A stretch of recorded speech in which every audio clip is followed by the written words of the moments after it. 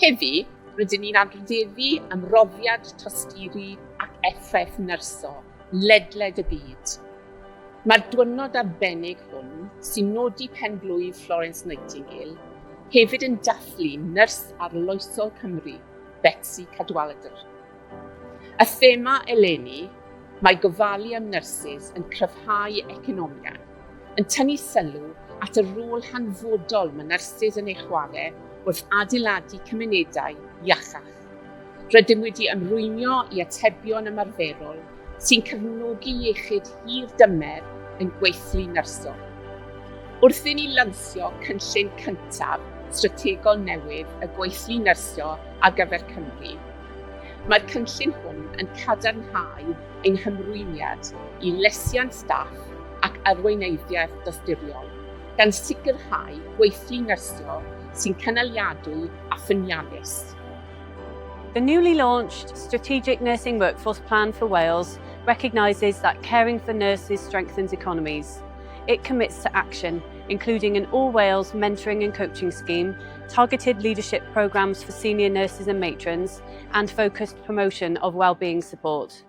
Together, these initiatives invest in a compassionate, capable workforce, strengthening both health services and the communities they serve.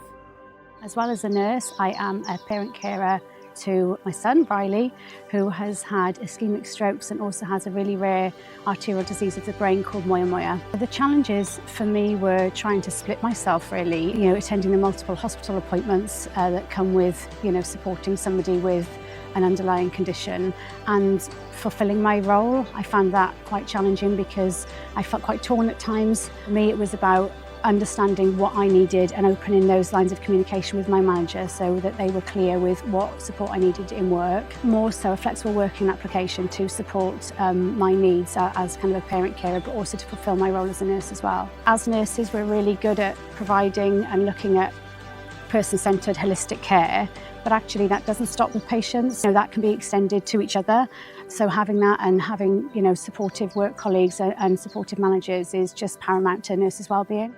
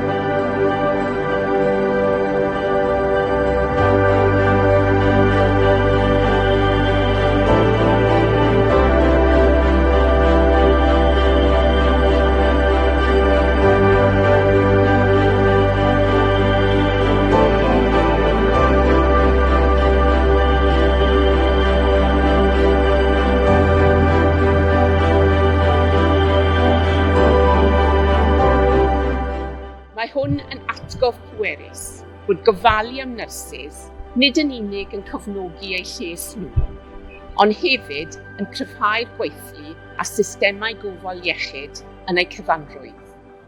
Mae dyfodol nyrsio yn fusglau, a gyda'n gilydd gallwn sicrhau ei fod yn parhau'n gryf am flynyddoedd i ddod. Diwrnod Rhyngwladol Nyrsys Hapus i bob un o'n nyrsys yng Nghymru sy'n gwneud gwahaniaeth mawr bob dydd. Diolch yn fawr.